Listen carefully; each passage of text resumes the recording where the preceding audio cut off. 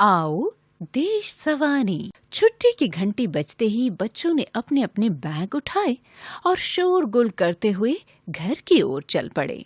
दक्ष और रुद्र का घर आसपास था, इसलिए वे दोनों एक साथ घर जाते थे। स्कूल से निकलते ही उन्होंने आइसक्रीम पार्लर से अपनी मनपसंद आइसक्रीम ली और पैदल ही घर की ओर चल दिए। रास्ते में रुद्र ने आइसक्रीम खाकर उसका रैपर सड़क पर फेंक दिया। ये देखकर दक्ष हैरान होकर बोला, रुद्र, तुमने आइसक्रीम का रैपर कूड़ेदान में डालने की बजाय सड़क पर क्यों फेंका? एक रैपर ही तो फेंका है, इसमें हैरान होने वाली कौन सी बात है? रुद्र ने लापरवाही के साथ कहा। दक्ष उसे समझाते हुए बोला, रुद्र, इस तरह सड़क पर कचरा फेंकना अच्छी बात नहीं है। इससे न सिर्फ हमारा वातावरण दूषित होता है, बल्कि बीमारियों को भी बढ़ावा मिलता है। मैं कुछ समझा नहीं। एक रैपर फेंकने से भला वातावरण कैसे दूषित हो जाएगा? देखो रुद्र, तुम्हारी तरह यदि सभी सड़क पर कचरा फेंकने लगे तो गंदगी का ढेर लग जाएगा। तेज धूप या बारिश का पानी पड़ने से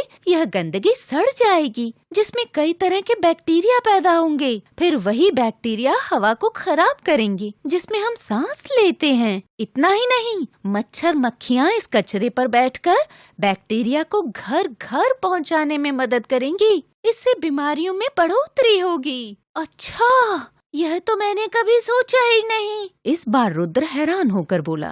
दक्ष ने अपनी बात जारी रखते हुए कहा, रुद्र, अभी तो मैंने वह बताया है जो हम मनुष्यों के साथ हो सकता है, लेकिन क्या तुम्हें पता है कि इस कचरे से पशु पक्षियों पर भी बुरा असर पड़ता है? पशु पक्षियों पर बुरा असर? वह कैसे दक्ष? कई बार हम सड़कों पर चिप्स, बिस्कुट आदि के पैकेट या प्लास्टिक की थैलियों में फलों सब्जियों के छिलके भरकर फेंक देते हैं। सड़कों पर घूमने फिरने वाले पशु खाने की आशा में ऐसे पैकेट या थैलियां निगल जाते हैं। इससे उनका जीवन संकट में पड़ जाता है। इसी तरह पक्षी भी खुले में पड़े कूड़े करकट से प्रभावित होते हैं। इस तरह जाने अनजाने हम पशु पक्षियों के लिए मुसीबत बन जाते हैं। ओह, अब समझा कि पिछले महीने मेरा प्यारा टॉमी बीमार क्यों हो गया था। उसने बाहर गली में फेंके गए कूड़े में से कुछ खा लिया था।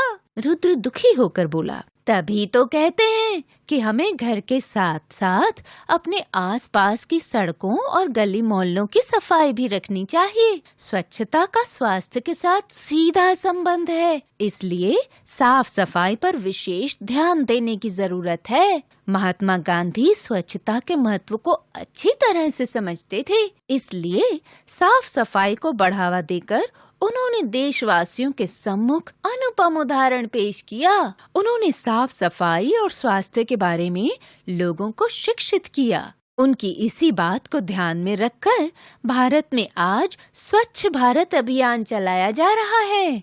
रुद्र उत्साहित होकर बोला, स्वच्छ भारत अभियान? मैंने ये शब्द टीवी पर बहुत बार सुने हैं, परंतु इसके बारे में मुझे ज्यादा जानकारी नहीं है। तुम्हें अगर कुछ पता है तो मुझे भी बताओ।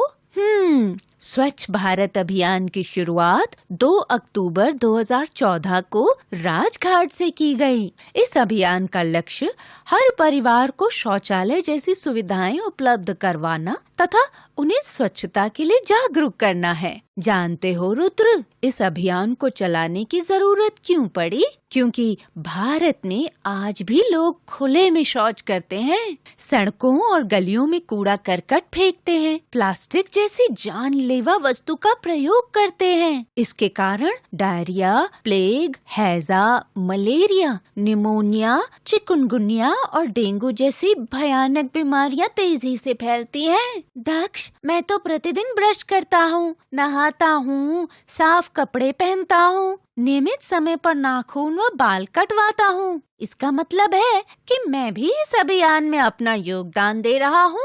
दक्ष हंसते हुए बोला, रुद्र, इतना काफी नहीं है। अपनी सफाई के साथ साथ आसपास की सफाई भी आवश्यक है। आसपास की सफाई से तात्पर्य है कि हमें अपने घर का कूड़ा करकट दूसरे के घर के सामने या रास्ते में नहीं फेंकना चाहिए। यहाँ वहाँ थूकना नहीं चाहिए। एक बात और रुद्र, बड़ों के साथ साथ कई बच्चे भी अब इस अभियान का हिस्सा बन गए हैं। वे भी लोगों को साफ सफाई के लिए प्रेरित कर रहे हैं।